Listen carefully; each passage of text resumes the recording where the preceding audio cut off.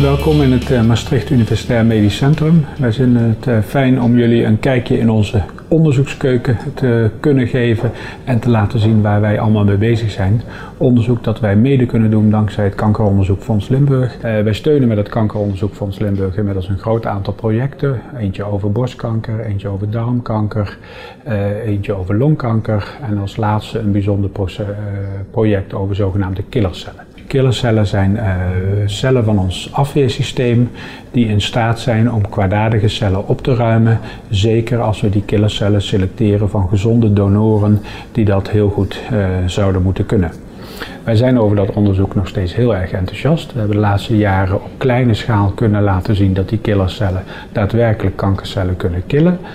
Zowel in een reageerbuisje, maar ook al in proefdieren met borstkanker, met de ziekte van Kahler en dus een speciaal soort beenmergkanker. En op dit moment hebben wij dankzij een samenwerking met onderzoekers in Duitsland de voorziening gekregen om die cellen op een hele grote schaal te kunnen gaan kweken. Genoeg om, naar wij verwachten, ook patiënten succesvol te kunnen behandelen.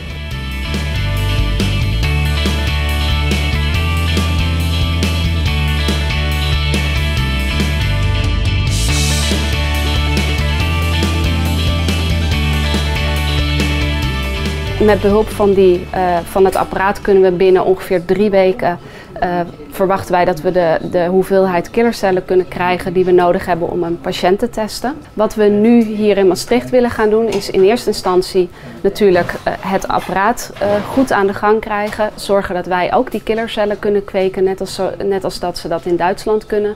En vervolgens willen we ook gaan proberen op grote schaal die cellen te kweken, zodat we daadwerkelijk het aantal hebben wat we voor een patiënt nodig hebben.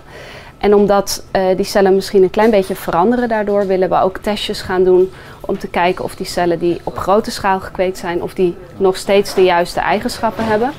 Als dat lukt, dan willen we dat een aantal keer herhalen. We moeten natuurlijk laten zien dat het geen toeval is dat we het meerdere keren kunnen doen. En daarna verwachten wij, als alles er goed uitziet, dat wij klaar zijn om een klinische studie met die killercellen te kunnen doen.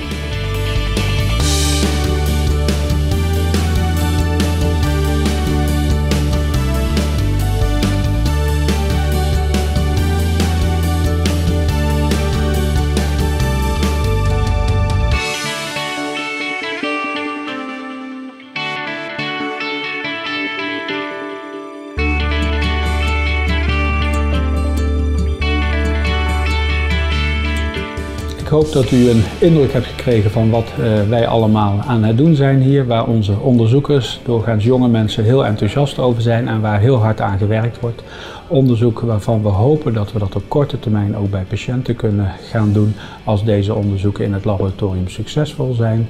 Natuurlijk willen we het niet alleen laten bij borstkanker en kanker van het beenmerg, maar als het succesvol is, dan denken wij dat er veel meer soorten van kanker mogelijk in aanmerking komen voor deze behandeling.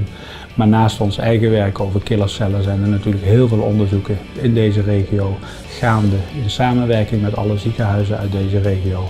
En ons enthousiasme groeit alleen maar om nog meer te kunnen doen, onder andere dankzij de steun van alle supporters en alle donateurs en alle goede gevers van het Kankeronderzoekfonds.